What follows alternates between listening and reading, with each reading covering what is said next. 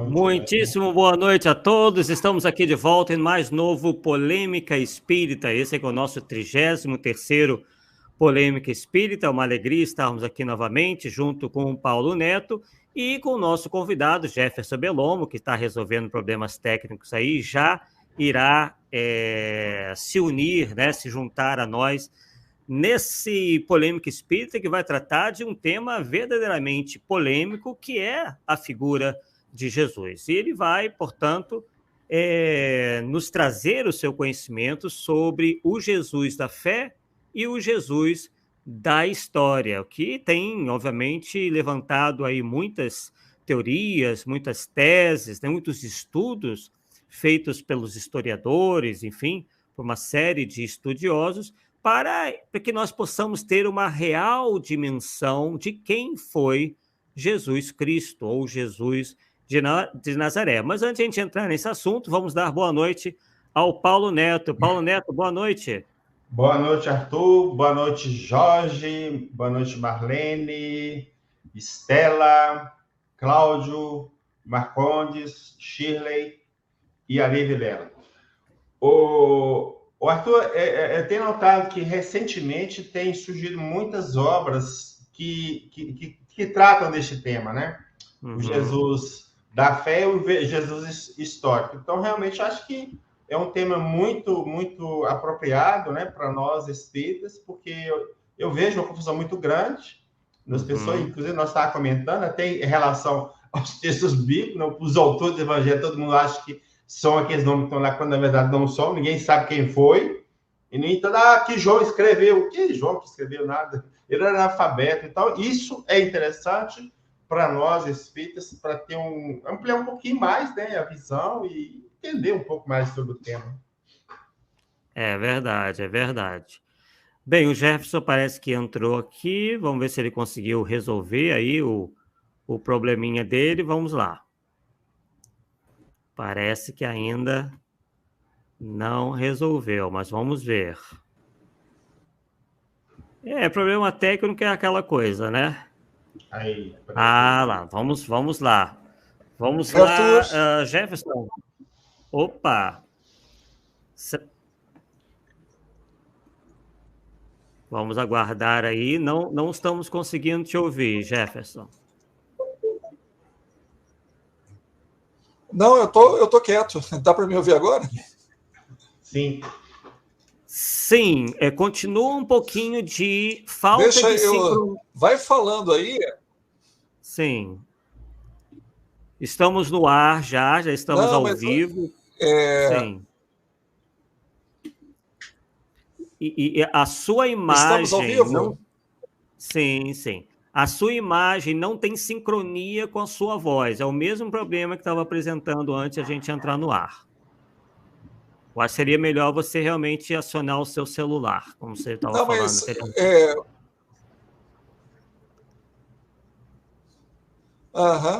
Mas vamos tocando, não tem problema não. Vamos lá. Então tá, então vamos lá. Bem, estávamos aqui eu conversando com o Paulo, né? O Paulo estava fazendo algum comentário, enquanto o Paulo vai concluir o comentário dele, e eu já passo a palavra para você. Paulo, então conclui seu pensamento, vamos lá. Não, eu já estava concluindo aqui que a necessidade da gente, como espírito, entender essas questões, porque praticamente quem sabe de Bíblia é daquilo que a gente vem trazendo de outras religiões.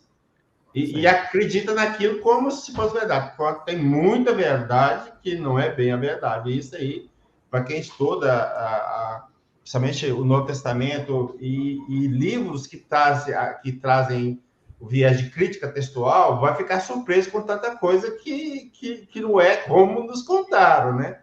Eu, particularmente, gosto desse tipo de tema e acredito aí que o Jefferson vai trazer muita coisa interessante para nós aí nesse campo. Com certeza, eu já tive a oportunidade de ouvir o Jefferson muitas vezes falando sobre esse tema. Ele tem, né, formação, né, nessa área, enfim.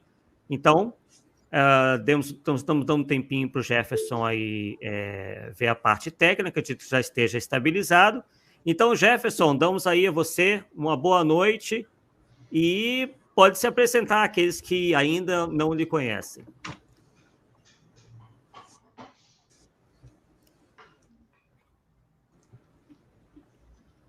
Tá com um delayzinho aí grande. Vamos lá. Acho que ele nem escutou ainda, gente. Ok, Arthur. Boa noite. Boa noite, Paulo. Boa noite a todo mundo.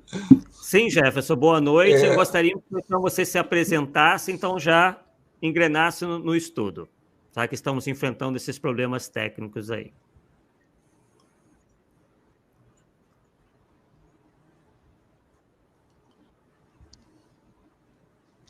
Ok. Bom, meu nome é Jefferson Belomo, sou palestrante e dirigente espírita, moro em Brasília e tenho pós-graduação em cristianismo antigo.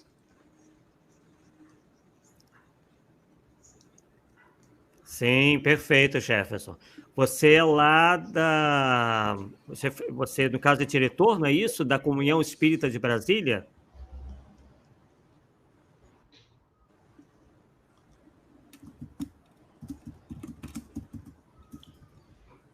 Não, diretor não, é palestrante, dirigente e outras atividades da Comunhão Espírita de Brasília, mas não na parte administrativa.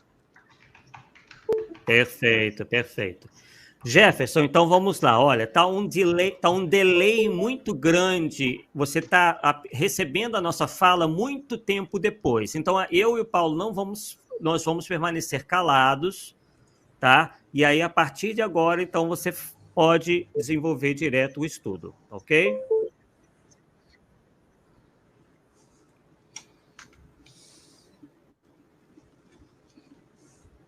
Tá ótimo. Eu peço desculpas para vocês, mas são essas coisas da internet que costumam, às vezes, acontecer, né?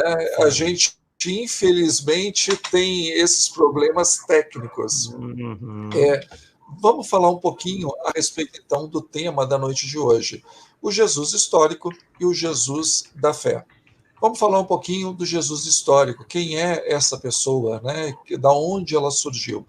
Jesus histórico, ele é uma visão histórica sobre Jesus.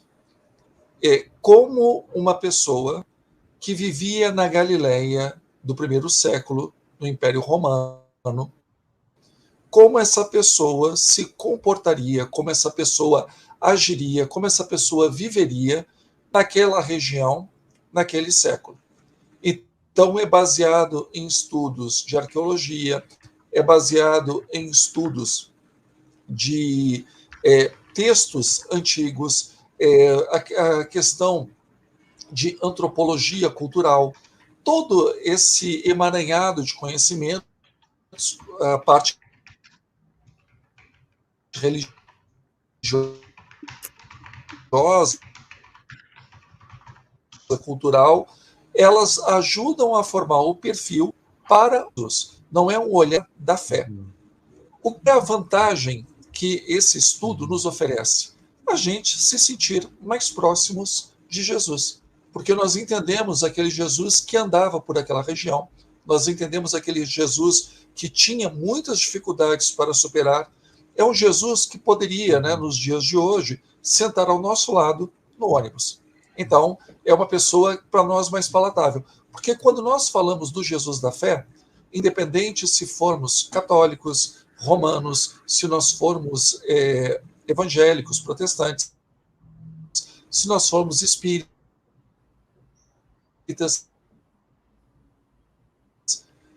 são visões da coisa. É um Jesus muito acima da humanidade. O Jesus histórico, como ele foca no lado humano de Jesus, ele nos apresenta um homem excepcional, uma pessoa maravilhosa. Esses estudos começaram na Alemanha, tem mais ou menos 3 séculos, arredondando, e de lá para cá eles vêm se aperfeiçoando. Qual é a grande diferença do Jesus histórico para o Jesus da fé? É que esse estudo vem na esteira do iluminismo.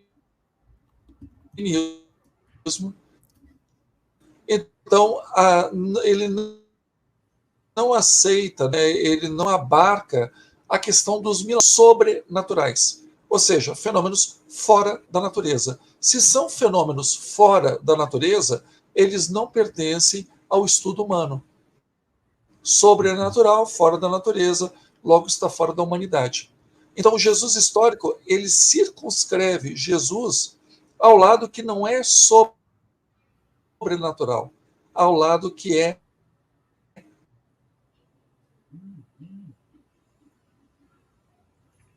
pessoal, estamos com problemas realmente sérios na conexão dele. natural. Então, ele tenta entender a parte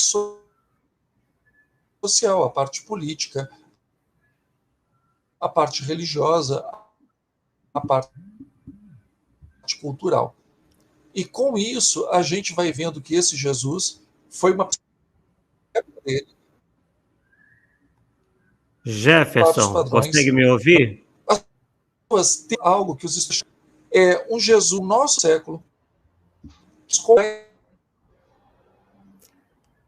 com uma pessoa próxima de nós do que realmente de um judeu que viveu na Galileia. Nós temos que nos transportar para o século Magno, e a ocupação romana ela era vista na pessoa do prefeito. E disso, nós vamos ver que foi revolucionário, não no sentido político, como as pessoas querem trazer, mas revolucionário no sentido de uma pessoa que traz novos valores, que pega até valores que já estavam estabelecidos na cultura judaica e leva esses valores para um novo nível, que é muito mais abrangente, muito mais rico.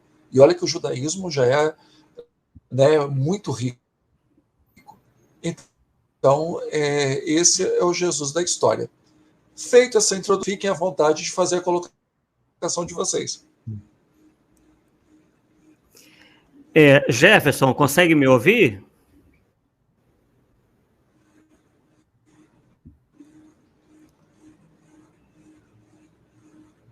Sim.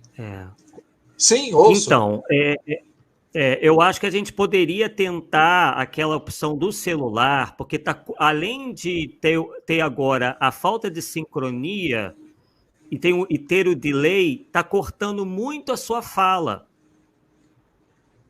Está realmente difícil até de entender o que você está dizendo.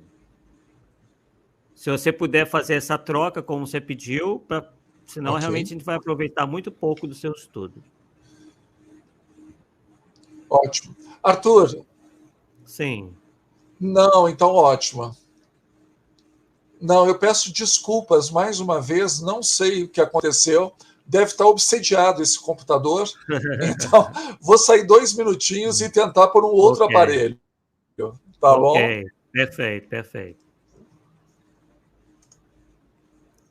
Bem, pessoal, então vamos aguardar o Jefferson resolver a questão de internet, né? Essas coisas realmente, às vezes, acontecem sem nenhuma previsão, né? E coloquem aí as suas perguntas, né? Os seus comentários. É um assunto bastante amplo, né? Quando se fala em Jesus, se levantam aí várias teses, né? Inclusive, essa aqui é uma pergunta do Daniel Rosa, que a gente vai encaminhar para ele depois, que é a seguinte: poderíamos entender melhor a diferença entre o homem Jesus com o Cristo de Deus, no mesmo Espírito puro e perfeito, que veio perispiritualmente uma vez, trazendo o Evangelho no Novo Testamento? Vamos passar essa pergunta aí para o... Só não entendemos esse que veio perispiritualmente, né? Está parecendo que, enfim, mas cada um com sua opinião, não é bem a posição espírita, mas tudo bem. E o Marcondes Moreira, né, dizendo, um assunto tão importante, mas a internet não está colaborando. Realmente não está mesmo, né? Então, enquanto a gente aguarda aí o Jefferson resolver a questão da internet, o Paulo, inclusive, comentava comigo, né, Paulo, que começou a estudar sobre isso justamente em, digamos assim, debates com profitentes das religiões dogmáticas tradicionais, né, Paulo? Cara, eu nunca fui muito afeto a textos bíblicos, não, mas diante de tanta acusação de espiritismo que é contra a Bíblia, não sei o quê. Aí eu comecei a ter que estudar um pouquinho para rebater os argumentos. E aí acabei aprendendo alguma coisa. Não tem como você não aprender nada, né? Bem, o Jefferson parece que voltou aí, né? A imagem melhorou. Que agora esteja bem melhor. Então, Jefferson, eu espero que sim. Agora está outra coisa. Eu espero que sim. Então, vamos lá, se você quiser, então, retomar um pouquinho, né? Porque ficou bem prejudicado. Claro. Não, vamos lá, então. Eu vou tentar resumir para não me estender e dar a oportunidade das pessoas participarem. Jesus histórico, ele é uma visão ficcional, ele não é o Jesus realista. Vamos colocar de maneira simples. Tem o Jesus que viveu na Galileia do século I. Esse Jesus, a gente sabe muito pouco dele, praticamente quase nada. O que nós sabemos dele? Que ele nasceu na época de Augusto, ele viveu na época que Herodes Antipas era o governador da Galileia e morreu na época que Pôncio Pilatos era prefeito.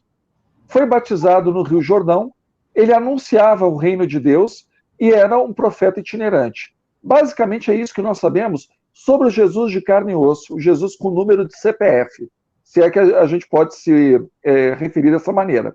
Esse é um ponto. Aí tem o Jesus da fé. O Jesus da fé, no cristianismo, ele é a segunda pessoa da Trindade. Ele é Deus como Deus. É da mesma natureza divina. Depois, isso foi decidido no Concílio de Nicéia, em 325. Depois, no primeiro Concílio de Constantinopla, definiu-se que ele fazia parte de uma trindade. Então, seria Deus Pai, Deus Jesus, né, Deus Filho e Espírito Santo. Então, esse é o Jesus da fé. E tem o meu Jesus, que é o Jesus da crença de cada um. É como cada um enxerga a pessoa de Jesus. Então, o Jesus da história, ele é um Jesus baseado na arqueologia, nos documentos, na antropologia, na cultura daquela época. É isso que nós podemos saber de Jesus. E era uma época extremamente conturbada, muito difícil, muito violenta. A violência na época de Jesus era a regra, não era a exceção. E a maior violência era feita pelo Estado. Não era nem cidadão contra cidadão. Era o Estado que praticava a violência. Ele não tinha o monopólio da violência, mas ele era o que mais utilizava a violência. Então, observar o Jesus por esse olhar, a gente acaba, por exemplo, e é um estudo que tem aproximadamente 300 anos. Quem começou com esse estudo foram os protestantes alemães. E a partir desse estudo, depois os franceses, hoje praticamente é um estudo dominado pelos norte-americanos, e aqui no Brasil tem aí 2 ou 3 heróis, porque são muito poucos os estudiosos de Jesus histórico, bons estudiosos, mas poucos quando a gente compara com a produção acadêmica que é feita fora do Brasil, né? Ele não é o Jesus que nós estamos... O Jesus histórico não é o Jesus do Espiritismo. Porque o Jesus do Espiritismo, ele vem de uma revelação dada pelos Espíritos. Então, por exemplo, na questão 625 do Livro dos Espíritos, quando Kardec pergunta, né, qual o modelo dado ao homem, e os Espíritos dizem, vede Jesus, essa é uma revelação espiritual. É uma revelação, o Espiritismo é fé raciocinada. Tem horas que a gente tem que ter fé, porque os Espíritos estão nos revelando, a gente não está vendo, não está tocando, então a gente acredita no que os Espíritos estão dizendo, porque o que eles estão dizendo não fere o nosso raciocínio. Então é fé raciocinada. Agora, quando a gente vai para o lado da história, é um pouquinho diferente.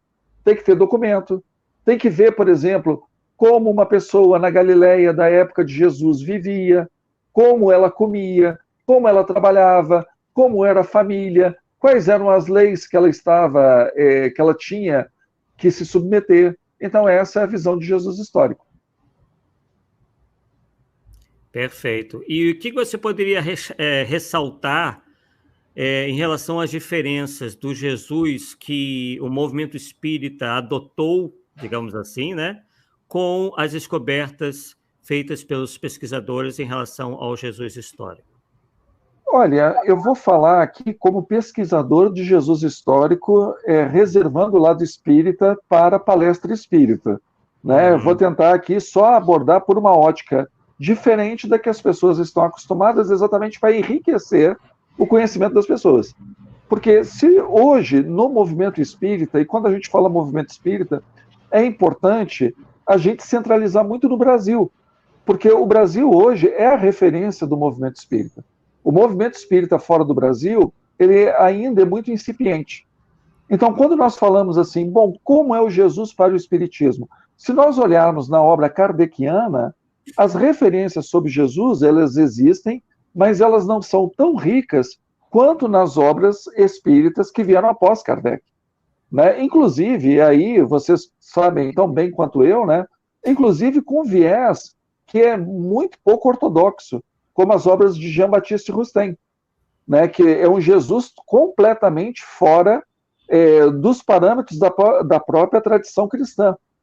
O Rustem, ele resgata uma visão gnóstica que estava afastada do conhecimento cristão há pelo menos, quando ele escreveu aí, 1.300 anos, mais ou menos. Né? Então, ele resgata 1.700 anos, ele resgata essa visão. Agora, nós espíritas temos aqui no Brasil, né, uma visão que é muito derivada do catolicismo.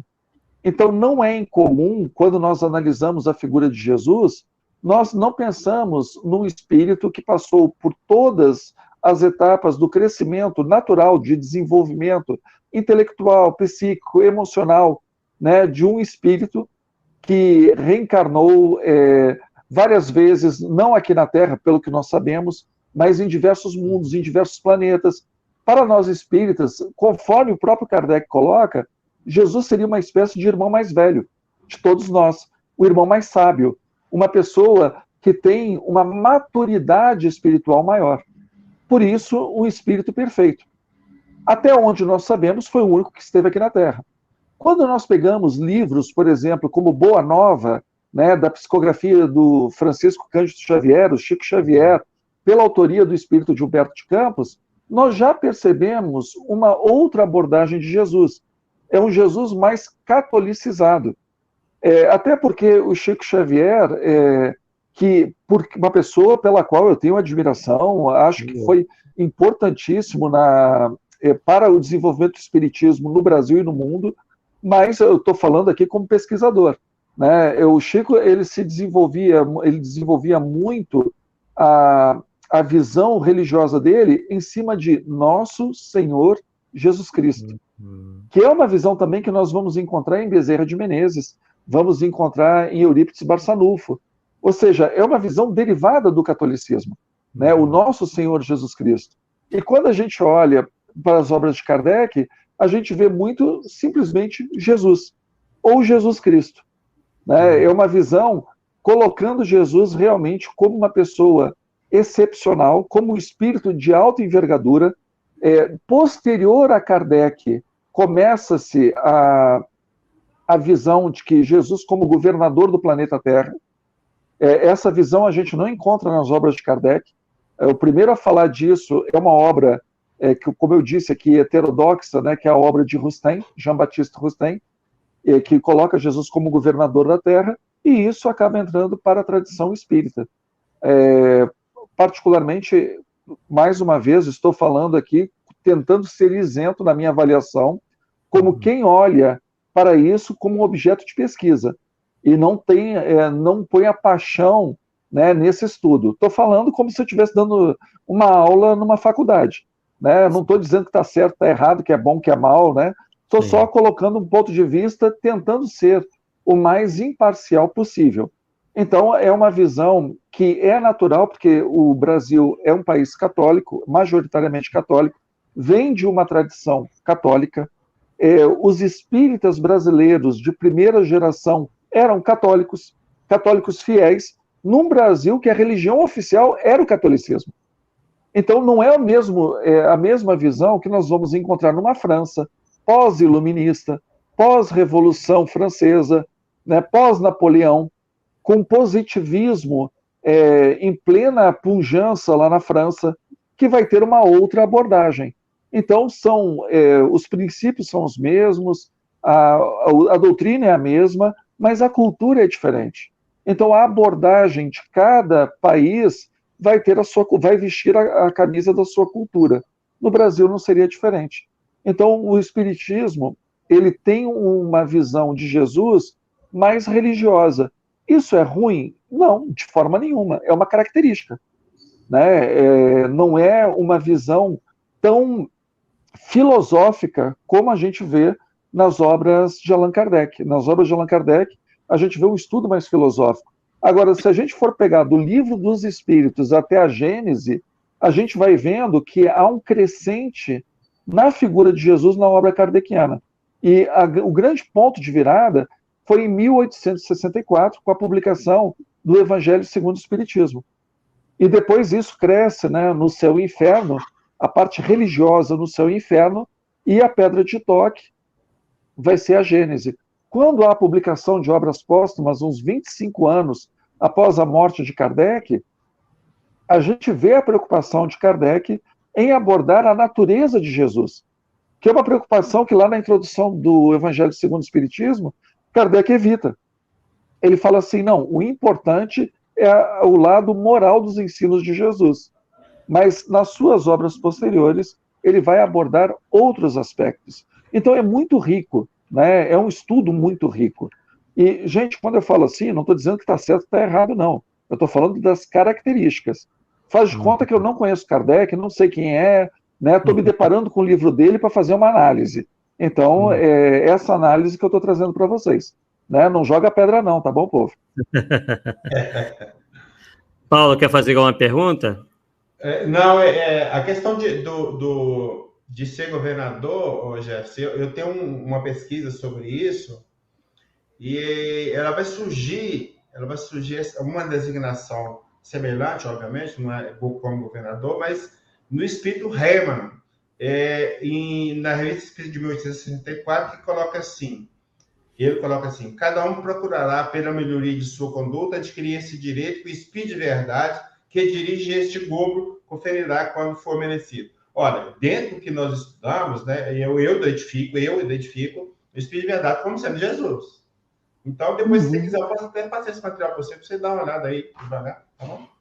Não, você tocou num ponto interessante. Eu não ia abordar esse tema exatamente porque não é consenso. Sim. Mas, assim, a questão do espírito de verdade, ela está bem definida, né? No sentido de ser um espírito de alta envergadura, de alta escola, mas a parte de ele ser Jesus ainda é alguma coisa que tem polêmica no meio espírita, não é algo que está fechado, né?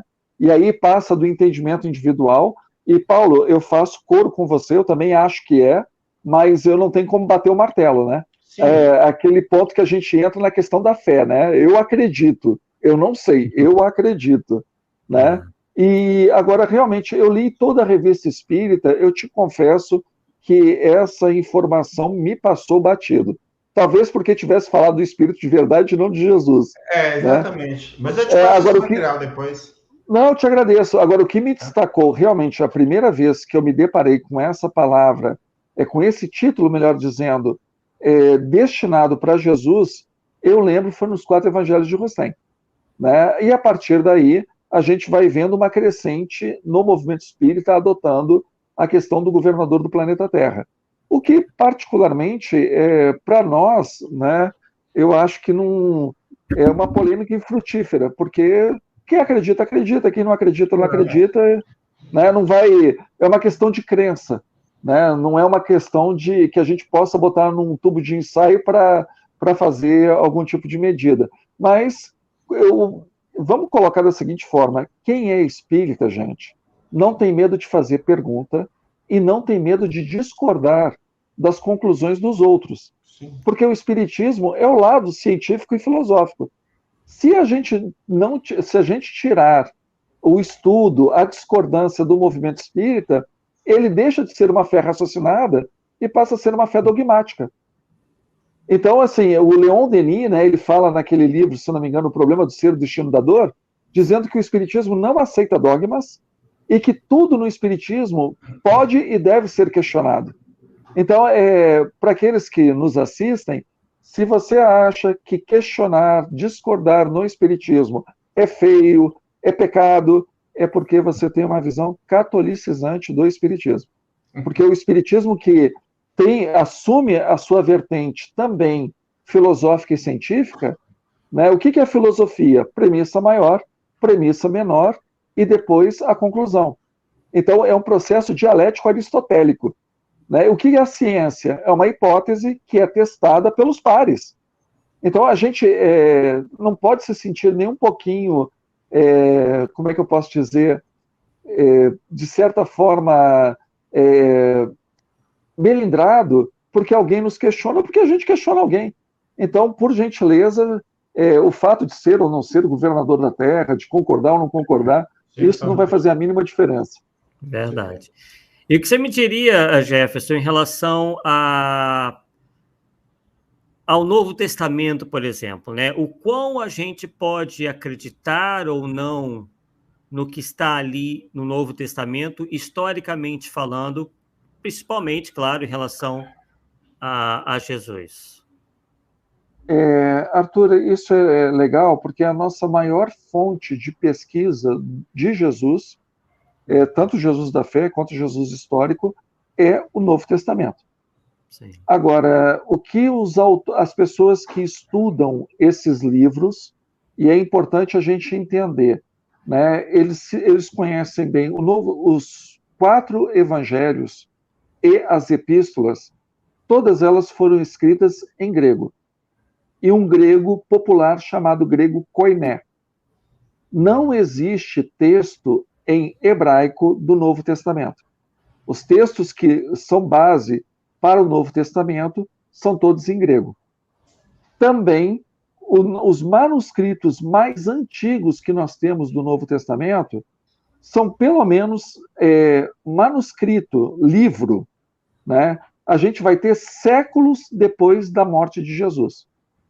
O fragmento mais antigo é do Evangelho de João, é do tamanho de um cartão de crédito e é datado do ano de 125 depois de Cristo. Então, assim, é um fragmento, tamanho do cartão de crédito. Quando a gente vai para textos, a coisa é mais antiga ainda. Então, esse pessoal que é especialista numa área chamada crítica textual, eles analisando todos os sinais que tem ali no Evangelho, em relação a datas, épocas, locais, costumes, situações, eles chegaram à conclusão que o evangelho mais antigo é o evangelho de Marcos. O evangelho de Marcos serviu de base para o evangelho de Mateus e para o evangelho de Lucas. E um outro evangelho posterior, que vem de uma tradição, que é uma tradição autônoma, foi escrito mais tardiamente, que é o Evangelho de João. Também, esses evangelhos, até meados do século II, não tinham nome. Todos eles eram anônimos. Eles foram recebendo nome pela tradição cristã. Então, até o ano 150, todos os evangelhos eram anônimos. Depois do ano 150, é que as igrejas, por conta da tradição, foram colocando nomes lá, Marcos, Mateus, Lucas e João. Não eram os únicos evangelhos, tinham pelo menos mais 3 dezenas de evangelhos, mas esses 4 foram reconhecidos como inspirados.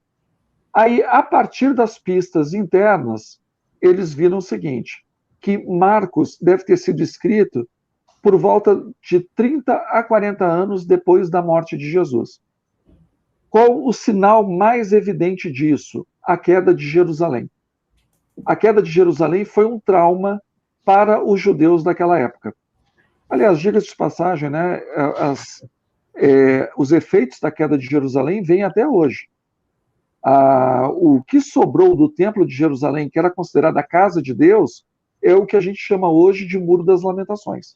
Foi a única coisa que sobrou. E era um templo de um tamanho de um shopping. Era enorme. Então, por conta desse dado, o evangelho mais antigo é o de Marcos. Por que ele é considerado o mais antigo? Porque ele era o mais simples. Era nós vai, nós vem, nós volta. Ponto. Depois, você percebe nos evangelhos de Mateus e Lucas uma adição a Marcos. Mateus e Lucas se utilizam de Marcos, tem muita coisa de Marcos em Mateus e Lucas, mas eles editam as falas de Marcos, que as falas de Marcos eram muito nua e crua. E também cada um tem a sua tradição, que é o Mateus tinha o material dele, Lucas tinha o material dele, e eles misturam isso com Mateus. Aí ficou o Evangelho de Mateus e de Lucas. O Evangelho de Marcos, mais ou menos por volta do ano 30, depois da morte de Cristo, e, aliás, ano 30 não, ano 60, né? Depois que Cristo morreu, o Evangelho de Marcos, Mateus e Lucas, por volta do ano 70 e 80, Evangelho de João começou a ser escrito por volta de 90 e provavelmente terminou por volta do ano 110. Porque o Evangelho de João, ele tem pelo menos três adendos, no Evangelho, o que dá a entender que são autores diferentes que fizeram alterações no Evangelho. E o Evangelho de João é o que tem a carga teológica maior. Evangelho é um anúncio de fé, não é uma biografia ou livro de história. O objetivo do Evangelho é dizer: o Messias veio, o Messias morreu na cruz, pela morte desse Messias, os nossos pecados foram perdoados e ele ressuscitou. Quem acreditar será salvo. A função do Evangelho é essa. Ah, mas e quem é esse Jesus? Aí eles tiveram que contar a história de Jesus. Aí foram acrescentando a história do nascimento, a história dos milagres, quem eram os seus discípulos, quem eram as pessoas que andavam com ele, né? Como era a vida dele. Tudo isso foi sendo acrescentado nos evangelhos. E a edição final acabou dando nos evangelhos que nós conhecemos. O Jefferson, pois não, Paulo. Você falando aí do Evangelho de João, eu me lembrei aqui que lá no livro de Atos, não sei exatamente qual passagem, mas vai falar que Pedro e João eram analfabetos de pai e mãe. Aí eu pergunto, como é que ele escreveu esse Evangelho de João? É exatamente por causa disso que eu estava comentando. O analfabetismo naquela época era a regra. Sim. O analfabetismo não era a exceção. A questão das pessoas aprenderem a ler e a escrever é uma preocupação que surge com a Revolução Industrial, porque as pessoas tinham que operar máquinas. Sim. Essas máquinas tinham que produzir, tinha que ter contabilidade. Então, a necessidade de aprender a ler e escrever não era uma necessidade dos povos antigos. Segundo historiadores, né, que se debruçam sobre essa época, eles dizem que provavelmente 5% da população dos lugares mais maiores, né, assim, culturalmente mais ricos daquela época, como Atenas, como a cidade de Antioquia, como a cidade de Corinto, como Roma, Alexandria, tinha 5% de pessoas alfabetizadas. E detalhe, quando fala alfabetizado, significa que algumas pessoas sabiam ler, mas não sabiam escrever, e algumas pessoas sabiam escrever, mas não sabiam ler, porque eram aprendizados que não vinham juntos, eram separados. E era considerado alfabetizado, e por que as pessoas precisavam ser alfabetizadas? Para cobrar imposto. Então, quando a gente pega, por exemplo, um texto, né, de Cícero, de Virgílio, né, de qualquer um desses caras da antiguidade, Flávio Josefo, ali a gente está falando da elite da elite. Uhum. Só tem 2 sujeitos na Galileia que chegaram texto deles até nós. Eram 2 sujeitos que sabiam fazer redação, introdução, desenvolvimento e conclusão. O resto era só bilhete. Então, assim, pouquíssima gente era alfabetizada, porque as pessoas estavam preocupadas no pão nosso de cada dia. Elas não tinham tempo de ir para a escola.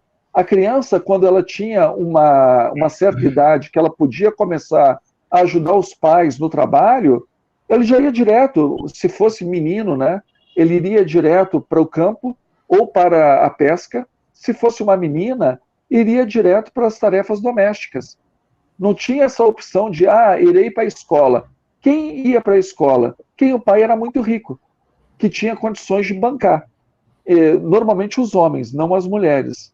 Então, é por isso que muito pouco provável, e além do mais, como eu disse, né, os textos dos evangelhos, eles têm o pensamento em grego, não é só a escrita em grego. O pensamento só faz sentido no idioma grego. Então, tem que imaginar um Pedro, que, por exemplo, né, o Evangelho de João, tem que imaginar um João que fosse alfabetizado e soubesse raciocinar em grego, para ele que fazer sentido. Né? O Paulo eu não sei, mas o Arthur eu sei que é fluente em inglês. Você escrever um texto em inglês não é só jogar no Google, né, Arthur? Você tem que raciocinar em inglês. Sim. E para raciocinar em inglês, você tem que ter fluência. Então, por isso que é pouco provável, muito pouco provável, até, por exemplo, Marcos, ele faz questão de traduzir as palavras em aramaico, que era a língua de Jesus, o aramaico, ele fazia questão de traduzir as palavras para o grego. Então, por exemplo, ele falava assim, e aí Jesus disse, né, Talita cumi, menina, levanta. Né? E aí ele falou na cruz, Eli, Eli, lama sabachthani, que significa, Deus, meu Deus, por que me abandonaste? Ele tinha que traduzir, porque ele estava escrevendo para um público que era de outra região, que era de outra cultura. Né? Até a palavra Cristo é interessante. Para um judeu, tanto faz, né? Quem é uma pessoa que é um Cristo? Um sujeito ungido por um sacerdote para exercer uma tarefa em nome de Deus. Quem normalmente era ungido? Os reis, os profetas e os sacerdotes, principalmente o sumo sacerdote. O nome de uma pessoa ungida, escolhida, era Mashia, ou Mashirra, né? Do hebraico e aramaico. Quando for traduzir para o grego, a pessoa ungida significa Christos. Só que para um judeu, Messias era um sacerdote, ou um profeta, ou um rei. Para um grego, era Deus na terra. Então, quando mudou o termo, já mudou o entendimento. Muito interessante, hein? Ô Gerson, eu não sei se você percebe, mas a minha leitura do Evangelho de Mateus, eu notei uma preocupação muito grande dele em fazer referências a alguma coisa que Jesus fez, a alguma coisa lá de profecia. Tudo dele é profecia. Tudo dele é profecia. Seria possível, então, que o autor de Mateus, seja lá quem for, ele tinha como público os judeus, ou seja, o público judeu, por isso essa preocupação em ligar às profecias? Entendeu? Ele era provavelmente um escriba, Mateus. Ele provavelmente era um judeu, e não só um judeu, um escriba. E o público dele, alvo, eram de judeus cristãos. Ou seja, judeus que aceitavam Jesus como Messias prometido. Então, a tarefa dele não era fácil. Ele tinha que escrever para judeus e dizer que as profecias, elas se encaixavam na vida de Jesus. Porque ele tinha que provar que aquele Jesus era o Messias verdadeiro, que não viria outro e que ele não era falso. A gente hoje, nós temos isso muito bem consolidado, porque o cristianismo acabou sendo a religião hegemônica de todo o Ocidente. Mas na época de Mateus, o cristianismo era meia dúzia de gato pingado. E ele tinha que dizer para judeus que um homem que viveu na Galileia, que pregou aproximadamente de 1 a 3 anos, morreu crucificado, esse homem era o ungido prometido pelos profetas. Então, o que ele vai fazer? Ele vai olhar o Antigo Testamento e vai ver as profecias e tentar encaixar a vida de Jesus nessas profecias. Né? Por isso que ele vai dizer, conforme dizem as profecias. Né? O Mateus ele faz o tempo todo, é um discurso de legitimidade, para legitimar a sua posição. Porque imagina que nós fôssemos os judeus do século I. Qual a nossa expectativa sobre o Messias? A gente está vivendo com os romanos que invadiram a nossa terra, e os romanos é que dão ordem para nós e que levam dinheiro da nossa terra. Aí todo mundo está esperando o Messias para fazer o quê? Para expulsar os romanos. A ideia do Messias era essa. Sim. Bom, ele vai ser filho de Davi, ou seja, da casa real, da casa de Davi. Então, ele vai nascer em Belém, vai ser filho de Davi, ele vai ser um guerreiro e vai expulsar os romanos, e vai ser uma pessoa vitoriosa. Ah, legal. Aí vem o Arthur e diz assim, ô Paulo, Jefferson, vocês sabiam que o Messias já veio? Aí a gente falou, uai, mas como é que já veio? Os romanos continuam aqui, não foram embora. Né? Que Messias é esse? Não, ele veio. Ah, então tá bom, onde é que ele está? Não, ele já morreu. Ué, como assim ele já morreu? Não, ele foi crucificado. Peraí, como assim? Né? Crucificado, a crucificação é pena para escravo, pirata e bandido. Você está dizendo que o filho de Davi foi tratado que nem bandido? É, mas ele ressuscitou ao terceiro dia. Como assim? Mas não, onde é que está escrito que o cara ressuscita? Que história é essa? Que loucura é essa? Isso que Mateus tinha que fazer. Ele tinha que provar para o público dele que, olha, veio e esse é o Messias. Não era uma tarefa nem um pouquinho fácil para Mateus fazer. Então ele vai utilizar conforme dizem as profecias. E ele vai... engraçado isso, né? O texto bíblico que Mateus... Opa, caiu. Deu um piquezinho aí. Deu um piquezinho.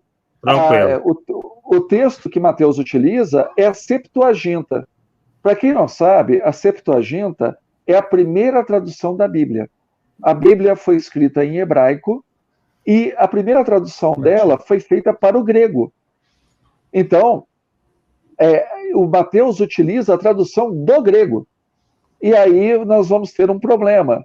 Porque, por exemplo, Mateus vai utilizar a tradução do grego, que na tradução do hebraico diz assim: quando uma mulher jovem conceberá, para que uma guerra que havia entre a Judéia e outras nações, essa guerra terminaria antes dessa mulher conceber.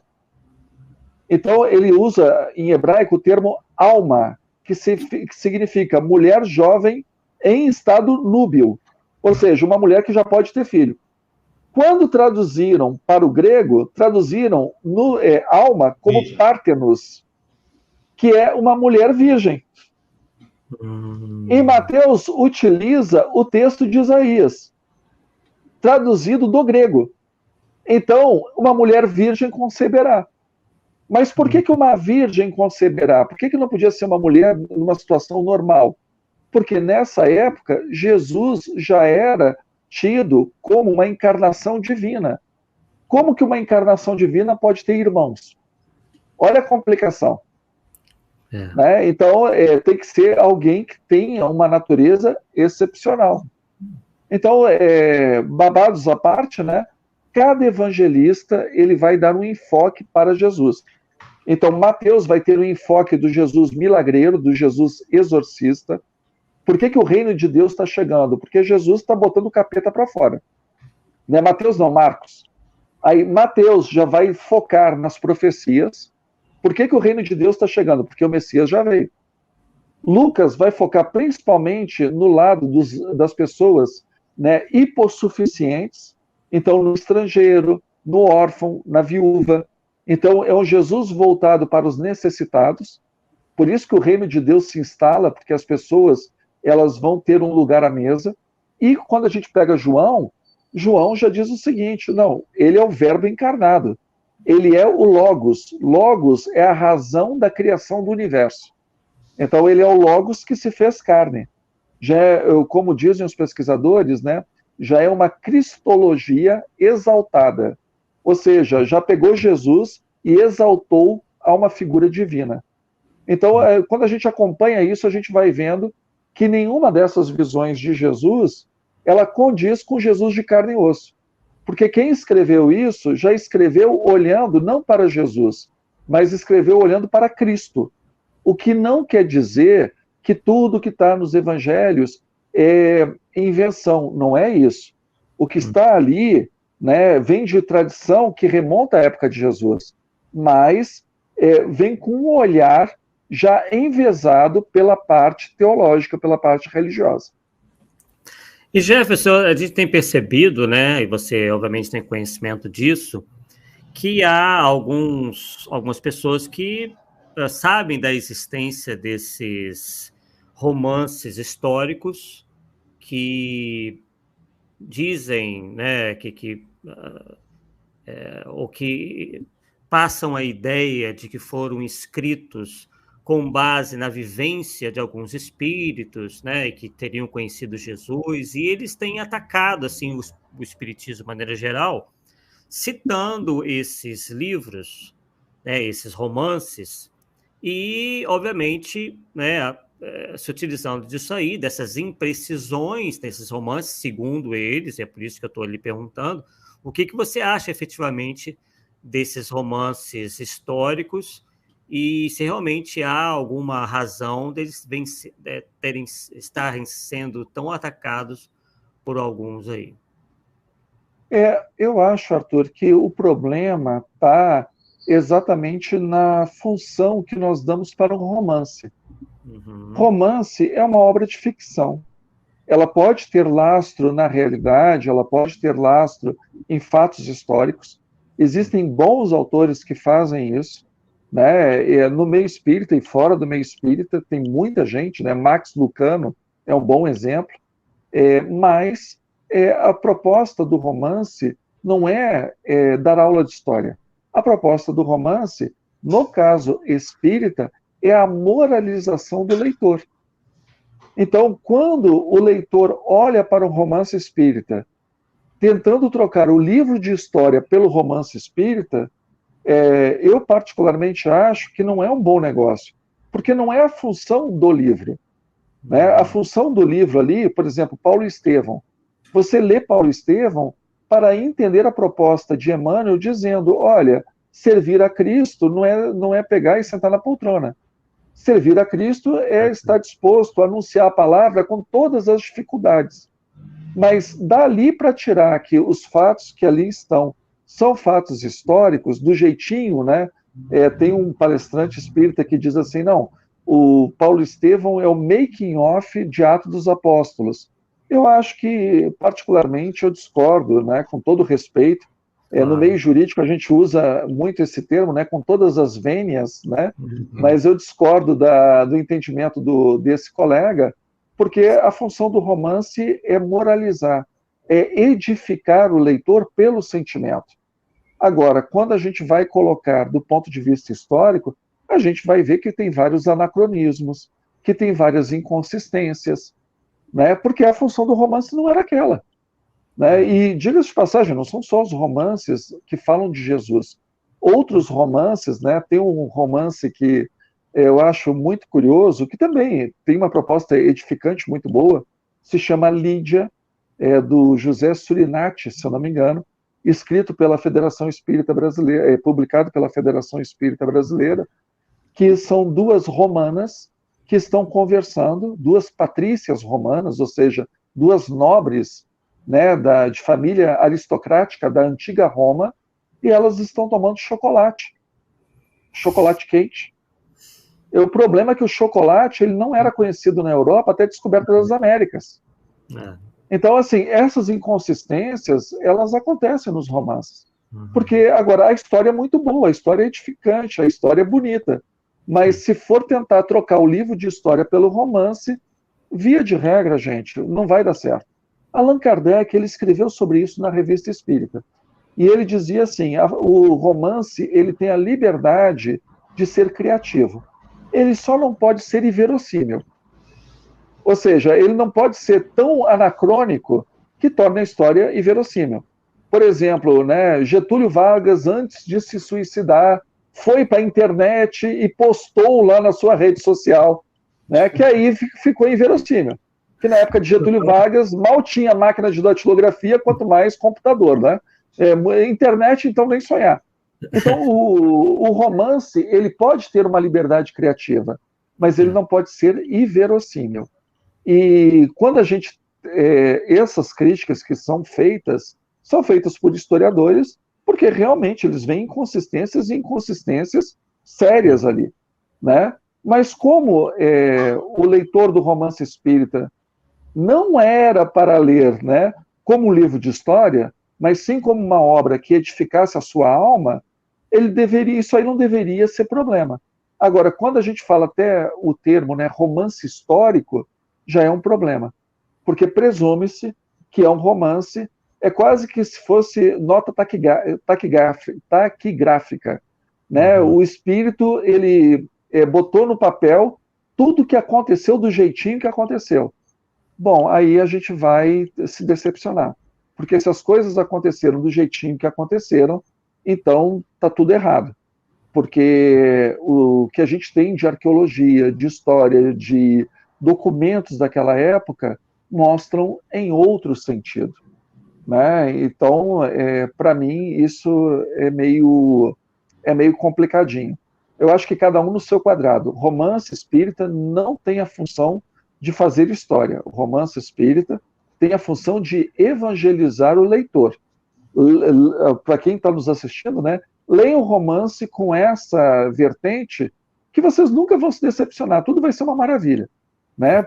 Se apeguem ao lado doutrinário. Agora, se tentar dizer, como eu já ouvi falar, os historiadores estão todos errados, tal espírito é que está certo, aí a gente está jogando o nosso critério da racionalidade espírita na lata de lixo, né? Porque o espiritismo, ele não veio para se sobrepor a nada, né? Ele veio para trazer uma proposta que completa as outras propostas, né? Então o espiritismo ajuda ao historiador a ter uma visão espiritual, ao psicólogo ter uma visão espiritual, né? Ao filósofo ter uma visão espiritual, mas o espiritismo não veio para substituir a história, a filosofia, né? A medicina, não é essa a proposta.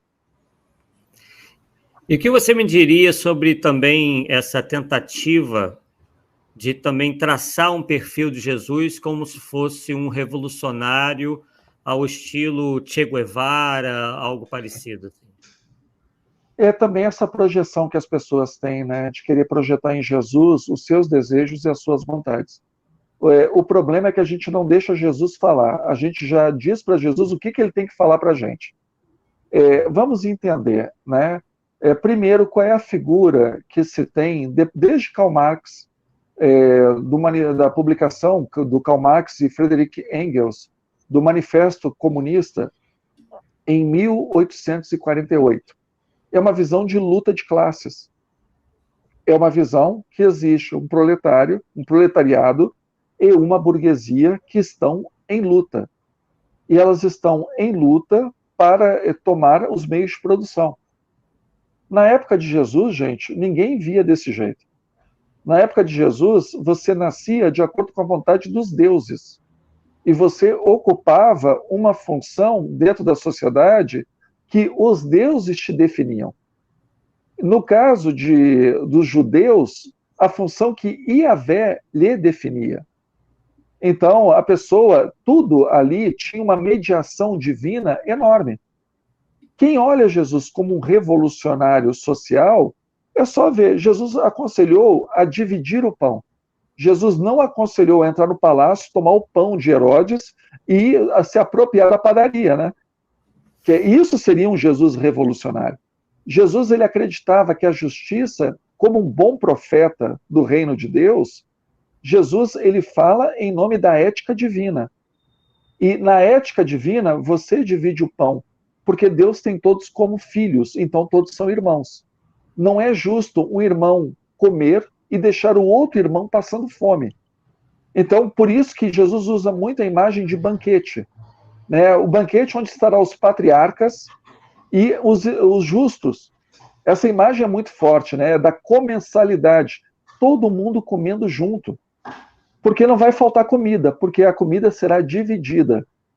É o lado da fraternidade. Socialismo não é fraternidade. Socialismo é tomada de meios de produção.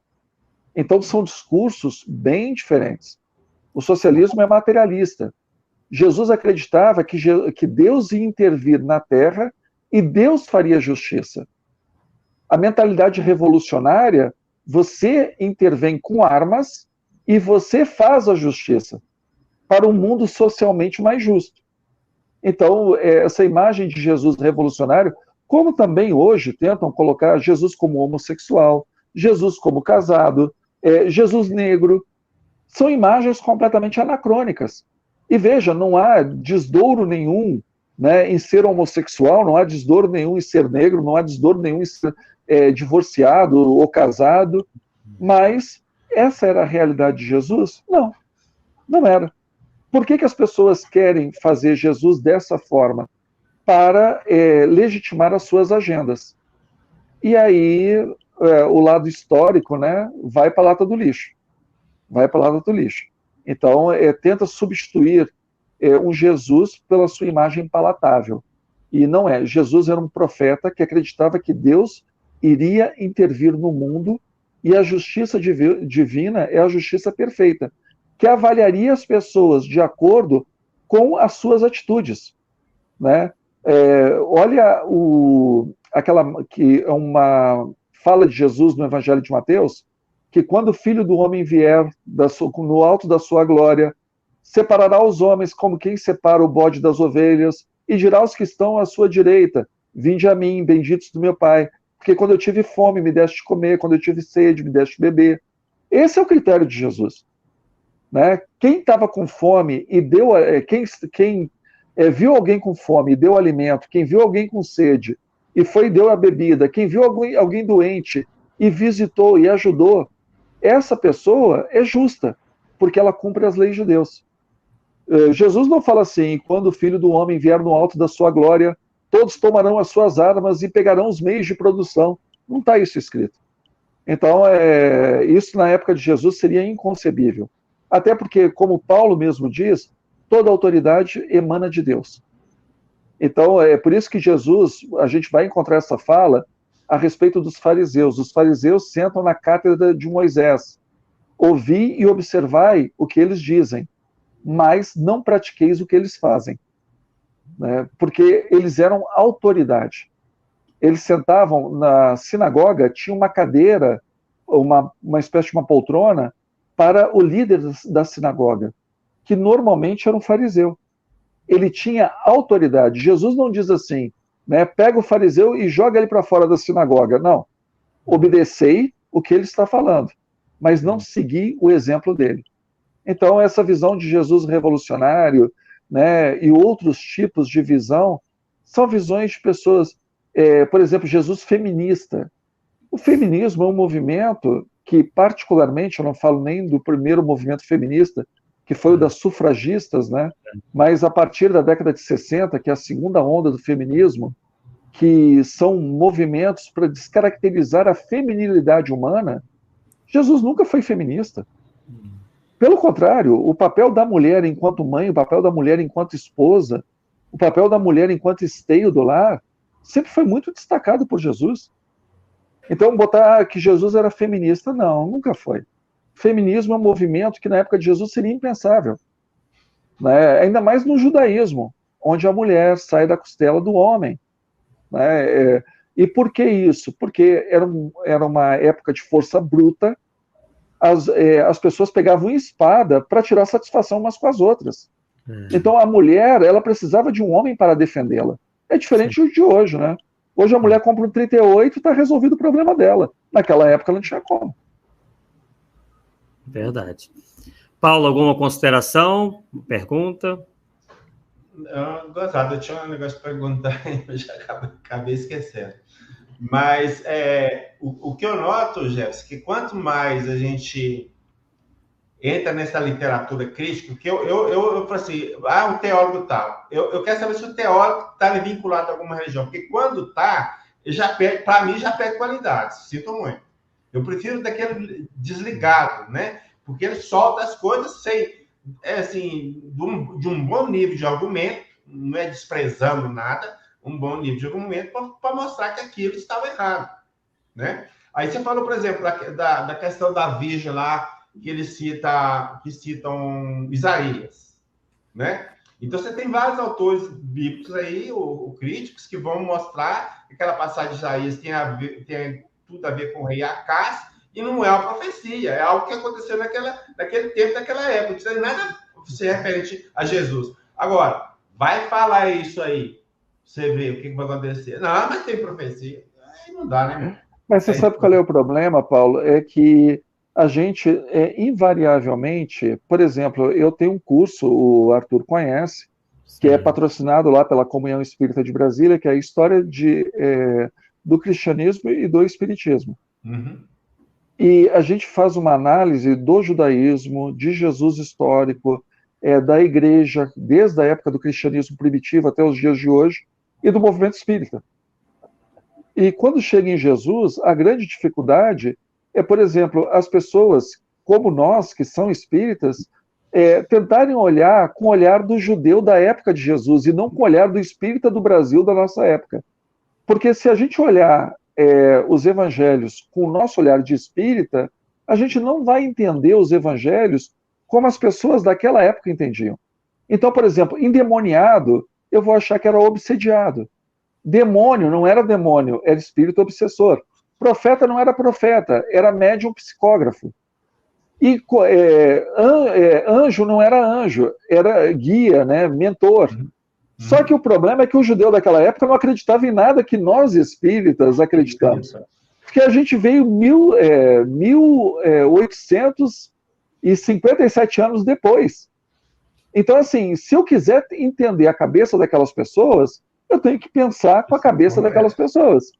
Então, por exemplo, o profeta. Né? O profeta, eles acreditavam que Deus emanava um espírito de profecia. Esse espírito de profecia tomava conta do profeta. Então, era uma emanação de Deus. Médium não recebe emanação de Deus.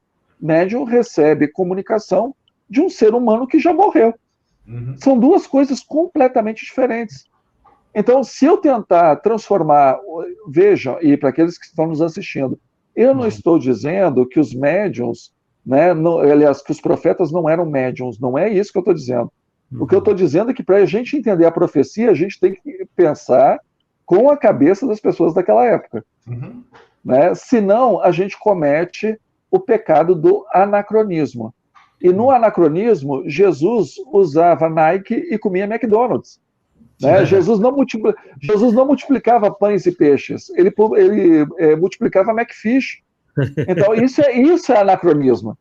Se a gente não tomar cuidado, a gente faz isso. Se a gente quer entender, a gente tem que se aprofundar no estudo da época, para que a gente possa usar os valores da época. Sim. Agora, o que eu percebo, também o inverso, pessoas que querem desqualificar a cultura judaico-cristã. Então, quando a gente vê o tal do isento nesses estudos, pelo menos o que eu percebi, né? São pessoas que são ateias ou agnósticas e que têm uma ideologia política muito bem definida e querem trazer Jesus e o seu movimento para os seus interesses ideológicos. E aí vai dar nisso que o Arthur falou, o Jesus revolucionário, né? Que é um Jesus que existiam revolucionários na época de Jesus, existia. A Galileia, então, estava cheia deles. Mas o movimento de Jesus não era um movimento revolucionário.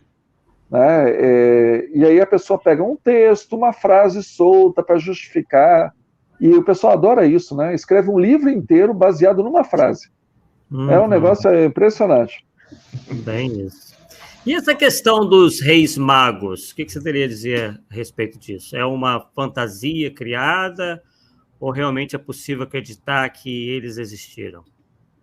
Mais uma vez, né, os reis magos a gente só vai ver no Evangelho de Mateus. E o Evangelho de Mateus também ele segue uma profecia dizendo que os reis servirão ao Messias. Então ele coloca esses reis, né, no nascimento do Messias. Porque durante a vida pública de Jesus, rei nenhum foi servi-lo. No nascimento ninguém sabe.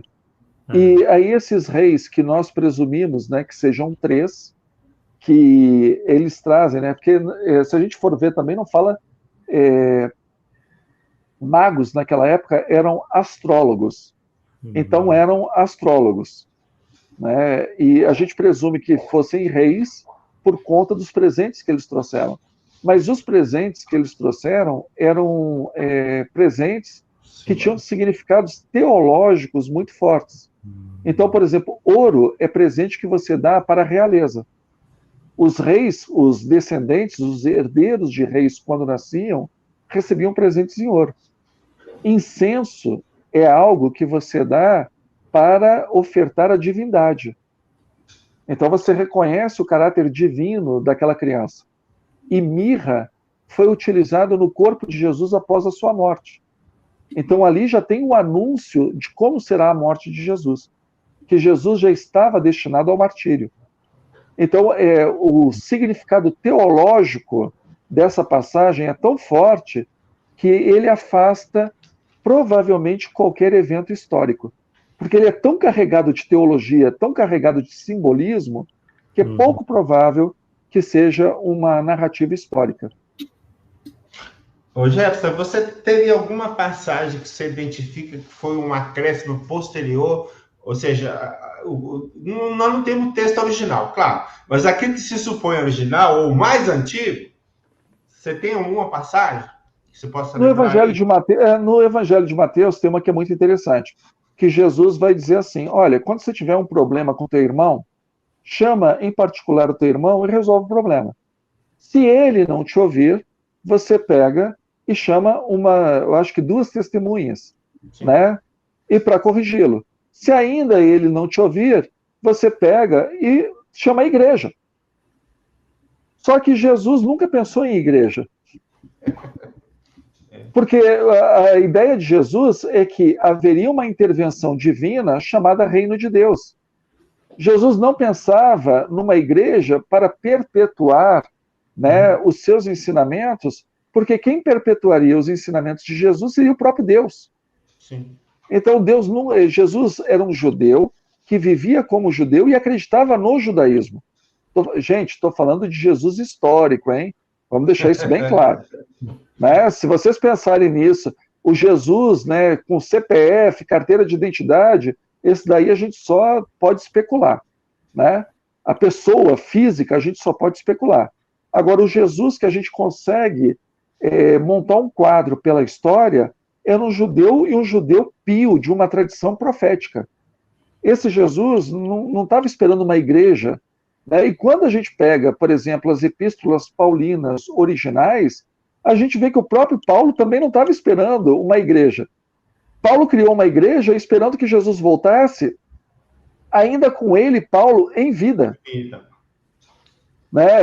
A gente pega lá a carta, a primeira epístola aos Tessalonicenses, que ele diz assim, o pessoal aí está preocupado, porque uns já morreram e Jesus não voltou ainda. Fica tranquilo, daqui a pouco Jesus está voltando, e quando Jesus voltar, primeiro, os que morreram, os que dormem, encontrarão com ele, serão alçados aos céus. Depois nós.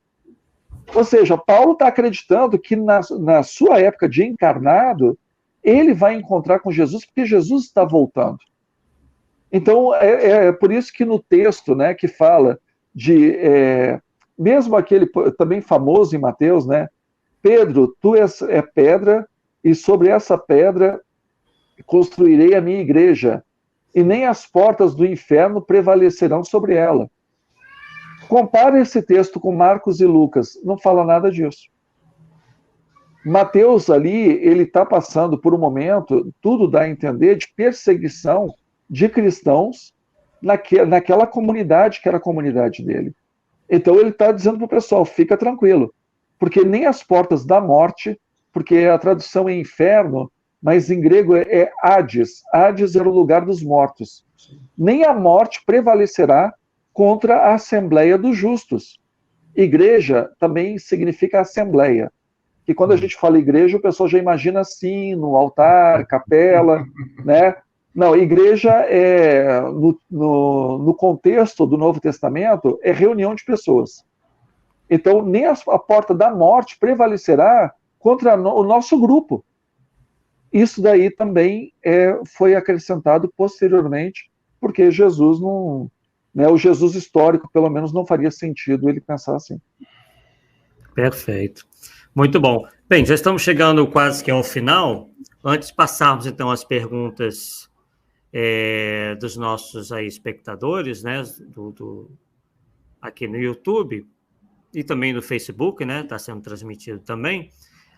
Falamos um pouco, né, sobre algo relacionado ao nascimento de Jesus e quanto à questão da morte de Jesus e o desaparecimento do seu corpo. O que esses estudos de Jesus histórico tem, assim, de novidade, digamos assim, a nos passar sobre os últimos dias de Jesus e também sobre o paradeiro de seu corpo e todas as questões relacionadas a isso aí?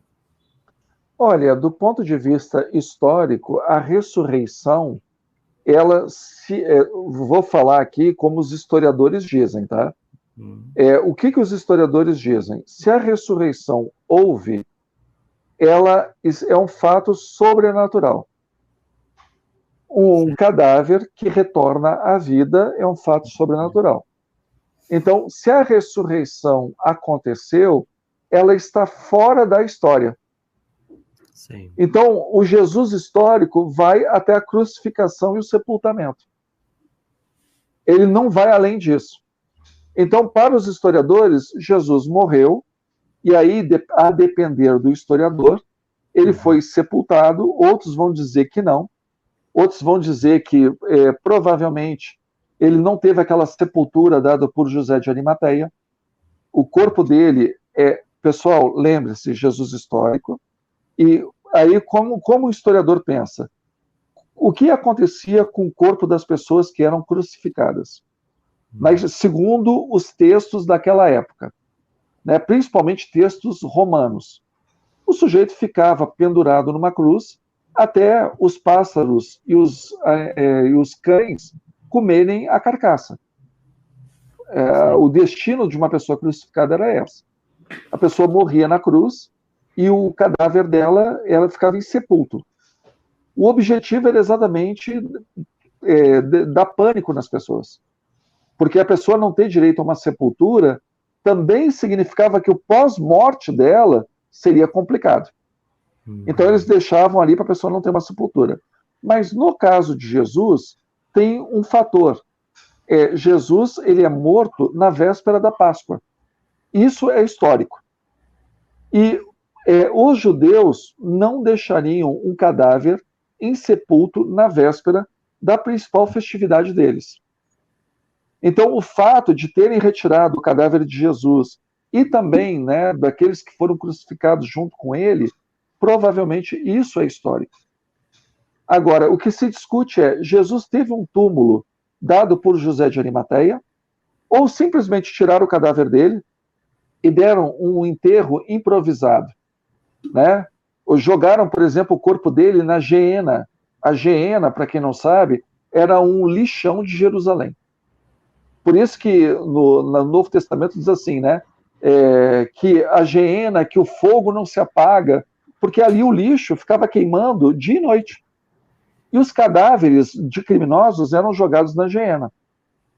Então, os historiadores vão discutir se Jesus teve um sepultamento digno, como narram os evangelhos, ou se o corpo dele foi simplesmente descartado, como eram descartados os corpos das pessoas crucificadas. Mas aí nós temos algo que coloca a favor dos evangelistas. Em 1968, foi achada uma urna funerária com restos de um osso de uma pessoa crucificada. E como é que a gente sabe que a pessoa foi crucificada? Porque o osso do calcanhar estava com um prego preso no osso. Então, quer dizer, nós temos aí pelo menos um crucificado que recebeu um enterro digno. E detalhe, pelos estudos de carbono 14, esse corpo seria do século I, a mesma época de Jesus. Então, aí já abre um precedente. Não eram todos os crucificados que iam para o lixão, né, que iam para uma sepultura provisória. Crucificados que tivessem uma pessoa rica que comprasse o direito de enterrar o corpo, esses daí receberiam um enterro digno. E a questão do corpo de Jesus, né? Para onde é que foi? Do ponto de vista histórico, eles não entram nesse detalhe, porque aí entraria na questão da fé, né? E é interessante que o próprio Allan Kardec, ele coloca, né, na primeira edição da Gênese, uma possibilidade que o corpo teria sido transportado, fenômeno de transporte, mas ele coloca como hipótese, ele não coloca como uma revelação espiritual, é uma hipótese dele, Allan Kardec. E aí vai entrar naquela celeuma, né, se a obra dele foi adulterada, não foi adulterada, né, mas eu vou colocar aqui para evitar polêmica, que posteriormente ele tira isso da publicação da Gênese, exatamente porque era uma ideia dele, e para mim até faria sentido, ele é uma polêmica inútil, porque para nós espíritas isso não é o mais importante, né? O mais importante até no Pacto Áureo, eu acho que a única coisa do Pacto Áureo que eles acertaram bem foi dizer que o corpo de Jesus é a sua doutrina. Eu acho que foi aí que eles mandaram bem. E é uma verdade, o corpo de Jesus é a sua doutrina. Então, o que aconteceu com o corpo físico, a gente só pode especular. Sem dúvida. Bem, temos aqui uma pergunta do Canindé Espírita, que é a seguinte: boa noite, caros confrades. É verdade que Jesus era analfabeto? Ouvi isso numa live de um historiador espírita e fiquei na dúvida. Olha, do ponto de vista histórico, quase a maioria dos historiadores, né, a gente vai ter um grupo que vai dizer diferente, mas a maioria dos historiadores entendem que Jesus era analfabeto. Jesus histórico. Por quê? Porque as pessoas... Né, Jesus histórico é uma espécie de média ponderada de todo mundo. Então, como Jesus ele era de uma família simples, de uma família humilde, era uma pessoa que era um tecton, um trabalhador braçal, o pessoal acha assim, não, mas Jesus era marceneiro. Aí já imagina Jesus com móveis planejados, né? Jesus entrando na casa dos ricos e fazendo armário planejado. Não, tecton significa muito parecido com o que a gente chamaria hoje de boia fria. É um pau para toda obra. Tem uma obra na cidade, aí eu vou lá trabalhar como peão de obra. Tá tendo colheita, eu vou trabalhar na lavoura, você boia fria. Hoje está precisando de gente nos barcos para pesca, eu estou indo para lá trabalhar. Então, Jesus, assim, ele vendia a mão de obra dele para garantir o pão nosso de cada dia. Então, por isso que o público de Jesus também era analfabeto. Então, assim, qual a necessidade que ele teria de ler e escrever? Para a missão que ele se propôs? Nenhuma. Mas eu posso dizer para vocês que eu conheço uma pessoa que não é Jesus, né? É um juiz, na verdade chegou até ministro do Supremo Tribunal Federal, já está aposentado há uns bons anos, e ele aprendeu a ler e a escrever sozinho. O pai trazia a comida enrolada num jornal, e num belo dia o pai viu ele lendo sozinho. E aí o pai levou num padre para fazer exorcismo, porque achou que ele tivesse com um demônio. E aí o padre, reconhecendo o valor do garoto, botou num seminário. Aí do seminário ele fez faculdade de Direito, e da faculdade de Direito ele foi para a magistratura e chegou a ministro do Supremo Tribunal Federal. Então, assim, uma pessoa comum pode aprender e ler sozinha, né? Mas são casos excepcionalíssimos. O Jesus histórico, ele não é excepcional. Jesus histórico, ele está na média. Então, na média, ele é uma pessoa analfabeta, como provavelmente os seus pais eram analfabetos, como os seus irmãos eram analfabetos, como todo mundo lá de Nazaré era analfabeto.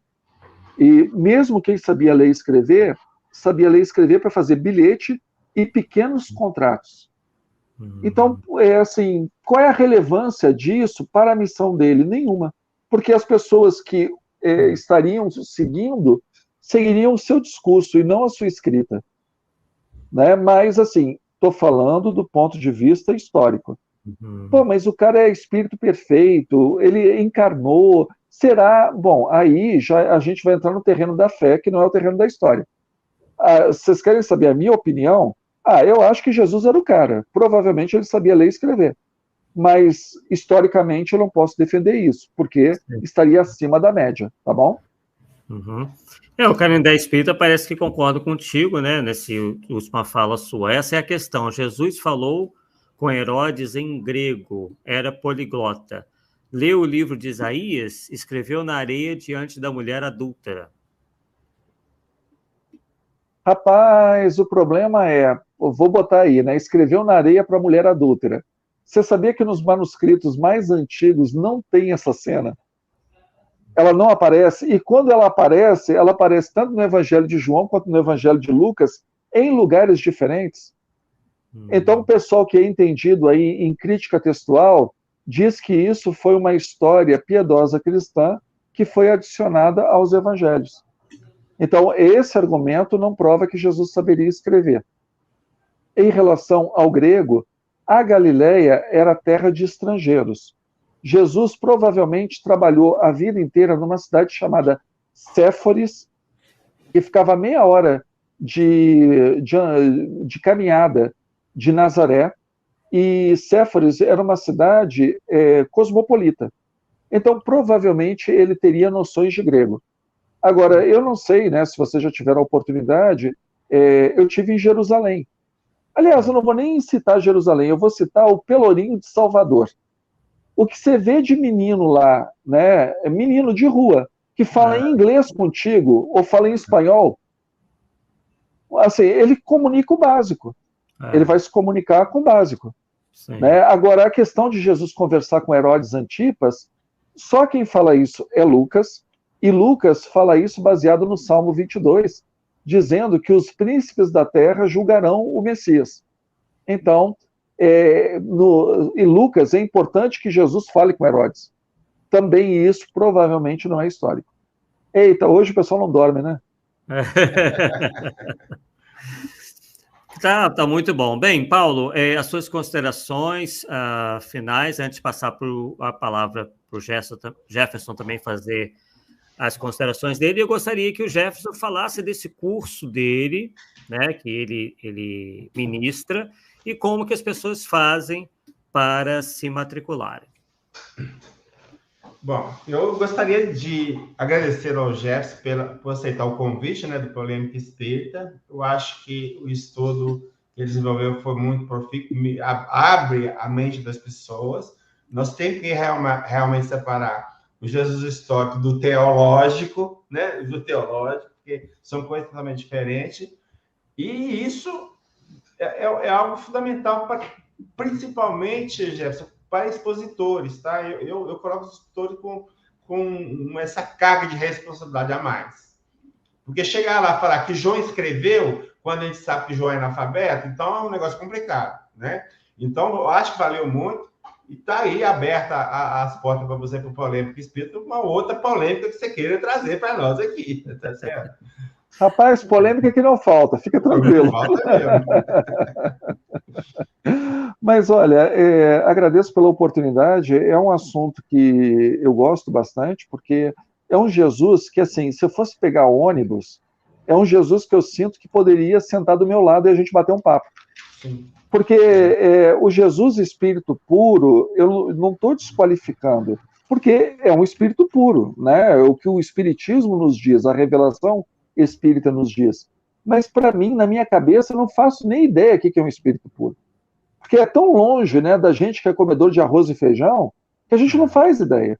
Em que esfera Jesus está? Né? O que ele pensa, o que ele sente? Eu não consigo nem imaginar. Agora, um homem que era um profeta judeu, que vivia na Galileia do século I, para mim, é possível de eu tocar essa pessoa, é possível de eu entender essa pessoa. Então, por isso que, para mim, é um estudo tão fascinante.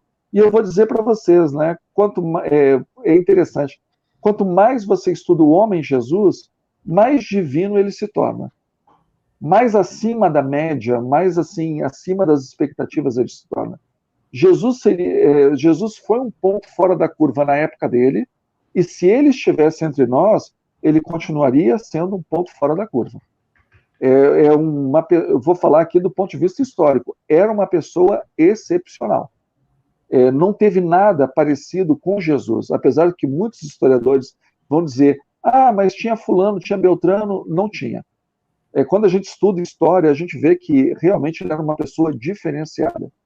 E o curso, né, que eu ministro lá na Comunhão Espírita de Brasília, ele está aberto para pessoas de qualquer lugar, porque hoje ele está totalmente virtual.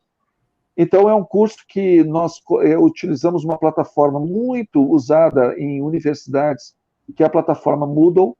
Ali a gente coloca textos, vídeos, abre espaço para fóruns, para discussão, e nós fazemos uma aula online todas as quintas-feiras para tirar as dúvidas dos alunos em relação à matéria daquela semana. Quem é que pode se inscrever? Quem tem, né, um bom estudo de espiritismo. Normalmente, a pessoa que tem pelo menos o estudo sistematizado da doutrina espírita. Porque se o curso é de aprofundamento no espiritismo, não faria sentido uma pessoa que tem uma noção elementar de espiritismo fazendo um curso aprofundado. Então, a gente só pede para que a pessoa já tenha terminado o estudo sistematizado ou um curso equivalente para que ela possa acompanhar o estudo aprofundado. Tem a duração de 1 ano, conforme eu disse, são encontros semanais virtuais, né? E o nosso enfoque é histórico, então não é doutrinário. Então a gente não discute, né? Olha, aqui Jesus ele falou isso, como isso toca o seu coração. Isso é muito importante, mas não é o foco do curso. O foco do curso é exatamente assim: Jesus falou isso. Vem cá, será que ele falou mesmo? Jesus fez isso. Vamos analisar, será que ele fez mesmo? Né? E isso para tudo. Então agora, por exemplo, nós já estamos nas aulas finais, a gente está estudando o Espiritismo no Brasil. E aí discute a respeito de várias influências que o Espiritismo no Brasil tem. E isso é um estudo, né? Então, a única detalhe que eu dou é assim, o estudo, a história do cristianismo e espiritismo faz parte de uma matéria maior chamada estudo aprofundado. Então, pessoal, é para quem gosta de estudar e para quem gosta de estudar em profundidade. Porque esse ano nós tivemos 100 inscritos. Sabe quantos ficaram? 33. E aí eu vou atrás para saber, mas por que desistiu? A pessoa, desculpa, é porque eu não sabia que tinha que estudar. Aí eu, mas peraí, qual a parte do estudo aprofundado que não ficou claro? Né? É estudo e aprofundado. Normalmente os textos têm em média 25 páginas que têm que ser lidas por semana. E a pessoa tem que fazer deveres ali, né? E é um estudo que os alunos que terminaram, a receptividade que a gente tem tido é a melhor possível.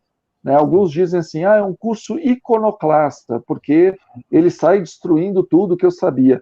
Na verdade, não é iconoclasta, na verdade é um estudo que é bem na proposta espírita, né?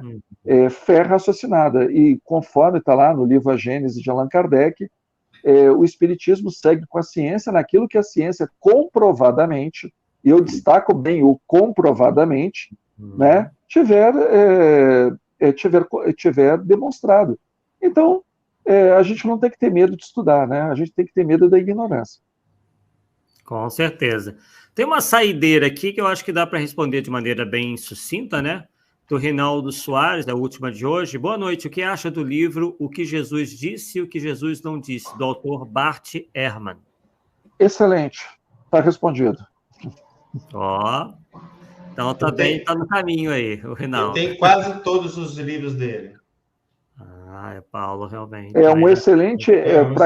Para quem está começando, o Bart Ehrman é ótimo. Agora, aquela coisa, né? Se prepare, porque para quem está acostumado com uma visão mais de fé, o Bart Ehrman é um soco no estômago. Porque exatamente, e ele é um grande historiador americano, ele é agnóstico, ele já foi até pastor metodista, se eu não me engano, mas hoje ele é agnóstico, mas tudo dele é muito bem fundamentado, tudo muito bem calcado. Boa, então, dica de leitura aí a quem quiser se aprofundar nesse assunto. Bem, aí o Reinaldo até confirma aqui, excelente livro mesmo, né? Então, ele está gostando do livro do Bart Ehrman. Bem, agradecendo então ao Jefferson mais uma vez, ele que foi aí guerreiro, né? Enfrentou problemas aí com conexão, correu atrás da solução e foi tudo bem, graças a Deus, né? Passou muito bem aí o recado.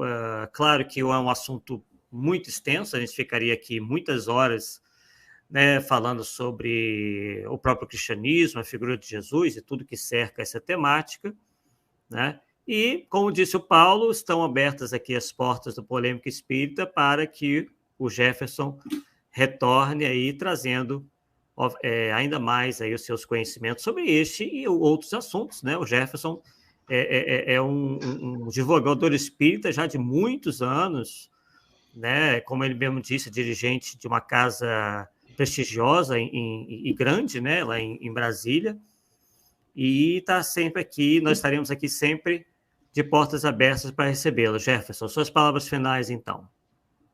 Pessoal, muito obrigado pela oportunidade, e o Arthur já sabe, né? Polêmica, estamos aí, estamos juntos, porque, infelizmente, mas lembrando, né? Não somos nós que criamos as polêmicas.